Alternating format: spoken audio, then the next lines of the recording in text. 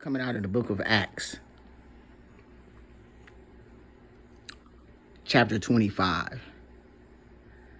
Now when Festus was come into the province, after 3 days, he ascended from Caesarea to Jerusalem. Then the high priest and the chief of the Jews informed him against Paul, and besought him, and desired favor against him, that he would send for him to Jerusalem, laying wait in the way to kill him. But Festus answered that Paul should be kept at Caesarea, and that he himself would depart shortly thither. Let them therefore, said he, which among you are able, go down with me, and accuse this man, if there be any wickedness in him. And when he had tarried among them more than 10 days, he went down unto Caesarea, and the next day, sitting on the judgment seat, commanded Paul to be brought. And when he was come, the Jews which came down from Jerusalem stood around about, and laid many and grievous complaints against Paul, which they could not prove. While he answered for himself, neither against the law of the Jews, neither against the temple, nor yet against Caesar, have I offended anything at all. But Festus, willing to do the Jews a pleasure, answered Paul and said, Wilt thou go up to Jerusalem, and there be judge of these things before me? Then said Paul, I stand at Caesar's judgment seat, where I ought to be judged. To the Jews have I done no wrong, as thou very well knowest. For if I be an offender, or have committed anything worthy of death, I refuse not to die.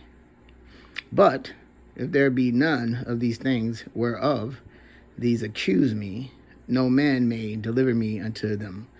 I appeal unto Caesar. Then Festus, when he had conferred with the council, answered, Hast thou appealed unto Caesar? Unto Caesar shalt thou go. And after certain days, King Agrippa and Bernice came unto Caesarea to salute Festus. And when they had been there many days, Festus declared Paul's cause unto the king, saying, There is a certain man left in bonds by Felix, about whom, when I was at Jerusalem, the chief priest and the elders of the Jews informed me, desiring to have judgment against him. To whom I answered, It is not the manner of the Romans to deliver any man to death, to die. Before that, he which is accused have the accusers face to face, and have license to answer for himself concerning the crime laid against him.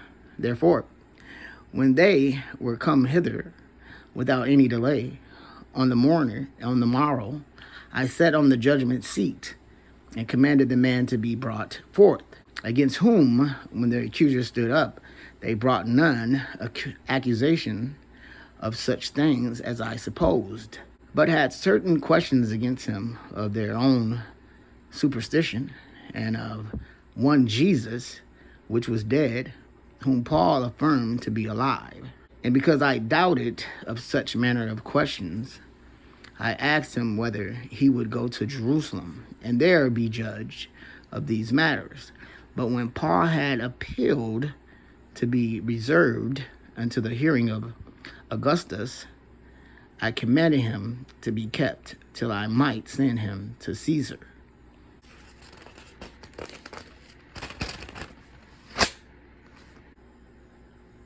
Then Agrippa said unto Festus, I would also hear the man myself. Tomorrow, said he, thou shalt hear him. And on the morrow, when Agrippa was come, and Bernice with great pomp, and was entered into the place of hearing with the chief captains and principal man of the city, as Festus' commandment, Paul was brought forth. And Festus said, King Agrippa, and all men which are here present with us, you see this man, about whom all the multitude of the Jews have dwelt with me, both at Jerusalem and also here, crying that he ought not to live any longer. But when I found that he had committed nothing worthy of death, and that he himself had appealed to Augustus, I have determined to send him, of whom I have no certain thing to write unto my Lord. Wherefore I have brought him forth before you, and specially before thee, O King Agrippa, that after examination had I might have somewhat to write. For it seemeth to me unreasonable to send a prisoner, and not withal to signify the crimes laid against him.